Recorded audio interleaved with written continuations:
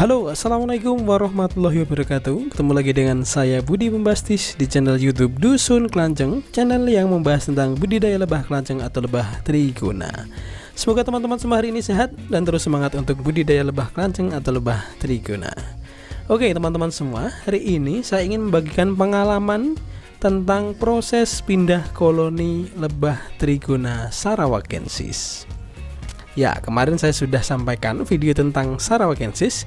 Hari ini saya akan lakukan pemindahan dari kotak pengiriman ke kotak budidaya tempat saya, yaitu kotak bertingkat. Seperti teman-teman ketahui, kotak bertingkat ini tujuannya adalah untuk mempermudah dan mempercepat proses panen. Dan alat-alat yang kita butuhkan adalah cutter, pisau elastis untuk memindah koloni lebah, dan juga kotak lebah trigona yang sudah kita berikan mika atau plastik.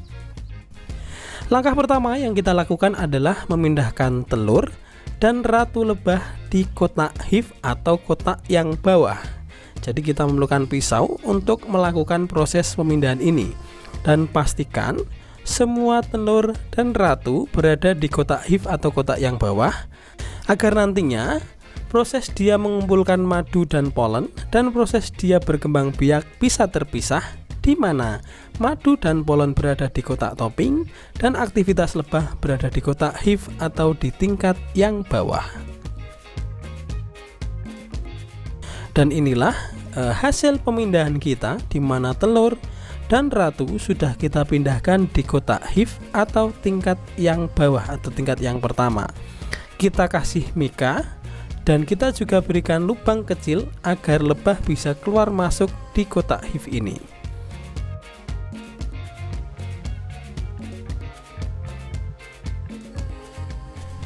Selanjutnya, untuk madu dan bipolen yang tersisa kita pindahkan di kotak topping atau di tingkat yang atas.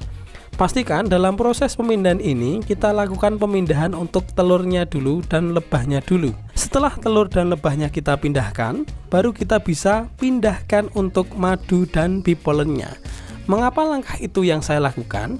Karena ketika kita memindahkan madu, otomatis kita akan memotong.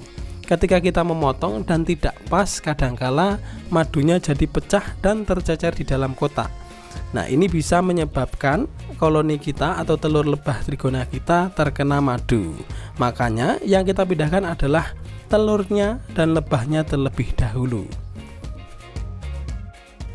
Setelah madu dan polen sudah kita letakkan di kotak topping, jangan lupa untuk menutupnya dengan mika sebagai bantuan bagi lebah untuk mempertahankan diri dari serangan hama, juga memudahkan kita dalam mengontrol lebah trigona kita. Jadi memang sangat mudah untuk proses pindah koloni ini. Dan hal yang tidak boleh kita lupakan adalah menempelkan propolis di bagian pintu keluar kotak. Tujuannya adalah agar lebah masuk ke kotak baru yang sudah kita siapkan untuk proses budidayanya.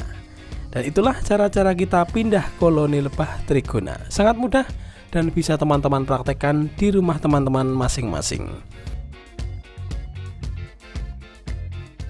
Sekian untuk video pindah koloni lebah trigona sarawakensis. Sangat mudah untuk teman-teman aplikasikan di rumah teman-teman semua.